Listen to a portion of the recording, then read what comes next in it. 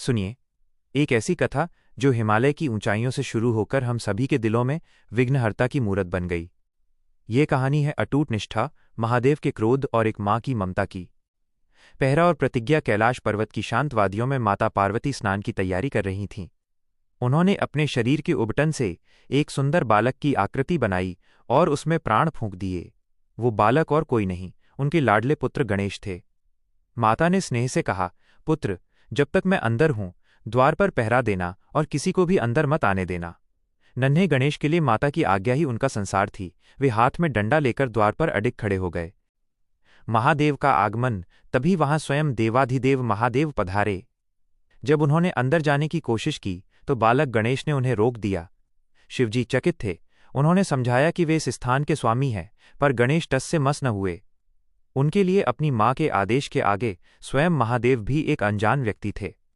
धीरे धीरे विवाद बढ़ा, देवताओं और गणों की टोली आई, युद्ध हुआ, पर उस बालक की वीरता के आगे सब हार गए।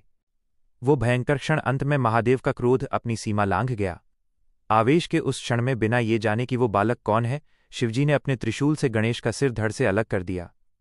पल भर में पूरे कैलाश पर एक सन्नाटा पसर गया।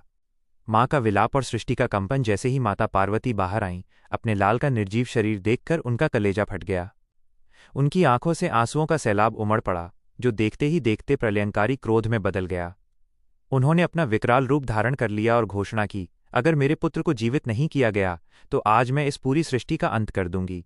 पूरा ब्रह्मांड कांपने लगा।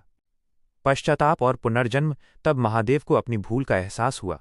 उनका हृदय पश्चाताप से भर गया। उन्होंने अपने गणों को आदेश दिया, जाओ, उत्तर दिशा में जो भी पहला जीव मिले उसका सिर ले आओ। गणों को एक नन्हा हाथी मिला। शिवजी ने उस हाथी के सिर को बालक के शरीर से जोड़कर उसे पुनर्जीवित कर दिया। जैसे ही गणेश ने आंखें खोली, माता पार्वती ने उन्हें गले लगा लिया। महादेव ने मुस्कुराते हुए आशीर्वाद दिया, आज से तुम प्रथम पूज्य कहलाओगे। दुनिया का हर शुभ काम तुम्हारी वंदना से ही शुरू होगा।